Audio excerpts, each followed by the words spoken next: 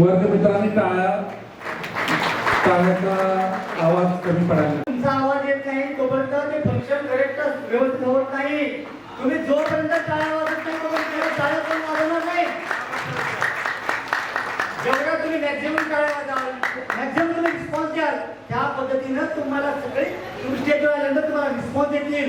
त्यामुळं आपण काय वेगळं नाही, आपण एकच बॅच आहोत. त्यामुळं कुणीही मनामध्ये डाऊट हा कुठला फंक्शन आहे किंवा कोण मोठं कोण बोलते काय नाही. तुमच्या आमच्यासारखं लहानपणी आपण एकत्र राहून जे आपण सगळ्यांनी लहान गोष्टी, कारण पहिले प्रॉपर जळगाव, पण आम्ही पहिली ते 7वी जिल्हा परिषद जळगाव शाळेमध्ये शिकलो.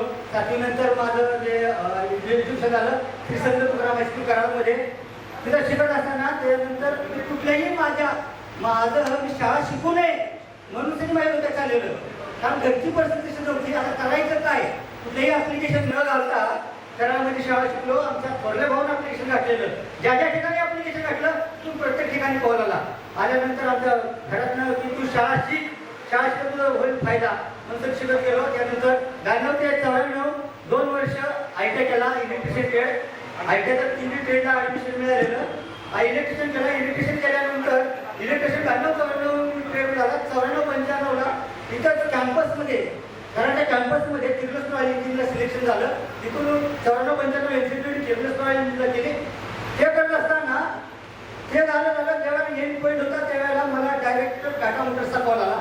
टाटाचं. आणि आता सगळ्यात महत्त्वाचं म्हणजे आपण करताना माझी स्वतःची कंपनी लॉन्च केलेली आहे.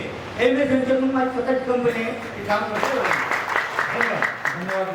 ग्रुप करतात, ऍक्टिव्हेशन कोण राहत नाही, पण आपल्या ग्रुपमध्ये प्रत्येक माणूस ऍक्टिव्ह आहे. प्रत्येक माणसाच्या मनामध्ये आहे, अंतकरणातून हृदयातून येतंय की अरे बाप रे, मी केलंय, मी 3000 भरायला पाहिजे, मी 5000 भरायला पाहिजे, कुठे काय कमी पडते का. आणि जे लोकल राहणारे तुम्ही तर प्रत्येक गोष्टीमध्ये काय कमी जास्त काय नाही, लांबून येणाऱ्या माणसाला काही तकलीफ झाली नाही, पण जे इथं राहणारे माणसं त्यांना खूप तकलीफमधून हे आपण जे केलंय त्यांच्यासाठी आपल्या सर्वांच्याकडून त्यांना धन्यवाद देणं. थँक्यू. मी एवढं बोलून माती